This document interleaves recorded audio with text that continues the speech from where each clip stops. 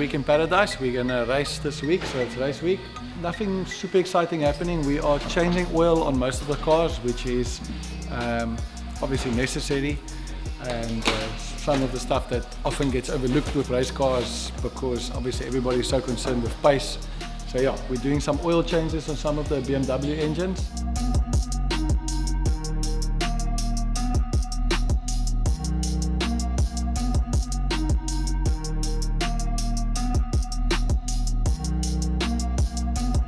We are hoping that Connor's SCS Delta ABS arrives for his M3 that I had my accident in last week.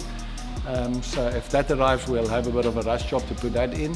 We have our big projects running in the background that the guys are still tinkering on with, but yeah, we're looking forward to the race week and getting on the track.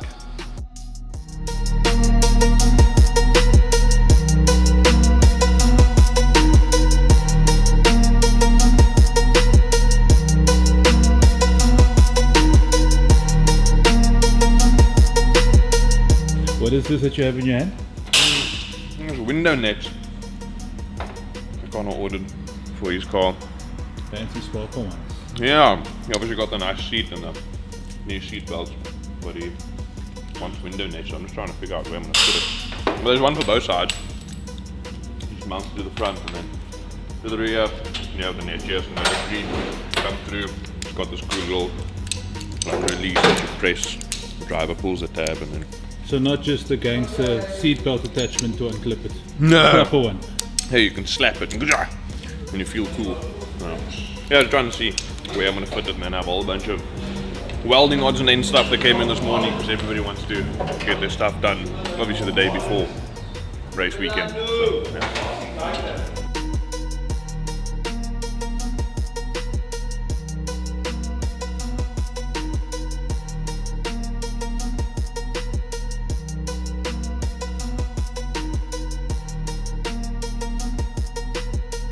So yeah guys, I'm just fixing this. Look here, Kaleb messed up this whole thing here now. I have to fix his yeah, you know, went wrong. He just messed up this whole thing. He should not put who puts a net there? Look at this, a net there, why?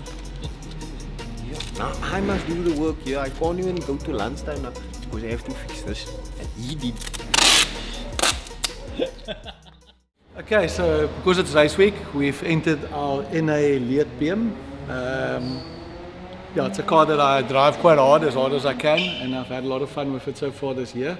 Unfortunately, I'm sort of in no man's land. I have broken into class B, yeah, B. So I'm up against the turbocharged cars or not. So I've got that head that we're busy porting, and we're putting the cat cams in. Mike next door is busy with it, but it won't be on for this weekend. We also need to pocket the pistons because the valve lift is so much more. So that's something coming. We put bigger injectors in the car, 1000cc injectors this morning, in anticipation of needing more fuel with the bigger cams. And just because the price and the injectors we're comfortable, we put the 1000cc Boss injectors in, which is obviously massive for you know, the NA, what we're using it for. But the computer is good enough so we can get small pulse lengths, so it's not a problem for us. So over the weekend I've done a bit of a deep dive on fuels and trying to educate myself and see how we can make more fuel. And obviously a question that's been long coming is if we went to clean ethanol, if there would be a power advantage. So Wednesday we're going to run a car on the dyno with F-gas with the bigger injectors just to get the thing tuned up again with the bigger injectors, and then we're going to drain all the fuel and put some ethanol in. Ethanol's got a small amount of oxygen in its molecular structure. Yeah, just one oxygen, but yeah, it ultimately is oxygen, which then comes loose when combustion happens. So maybe it makes a bit more power. I've seen lots of videos of cars making more power and not making more power, so that's something I want to try. Just spend the money on it. There's always the possibility of adding some other stuff in there, which we'll see where it gets to that point, what sort of power gains we can make. Obviously there's a small chance that we, not on the clean ethanol, but when I start adding the other stuff in, that we can hurt the engine. But like I always say, I always experiment on my own stuff and try and educate myself and see where we end up. So that's going to be interesting. And yeah, that's what I got to say. Otherwise, it's just the same old lightweight PM.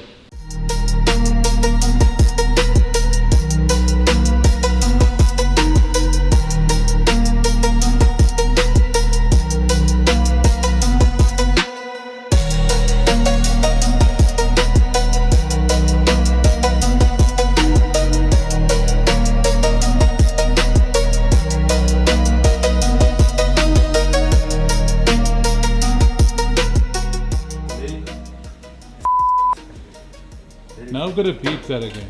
Oh man. Beep, man. Beat man. Beepity beep beep. Who's the culprit for this now? Marlon. Probably Are not. you the culprit? That's Marlon didn't you geweest. No, blame someone then. Just blame Marlon, it's fine. Blame anyone. As him put it in the bin. Oh man. Jackson's face of disappointment. Put it in the flipping bin.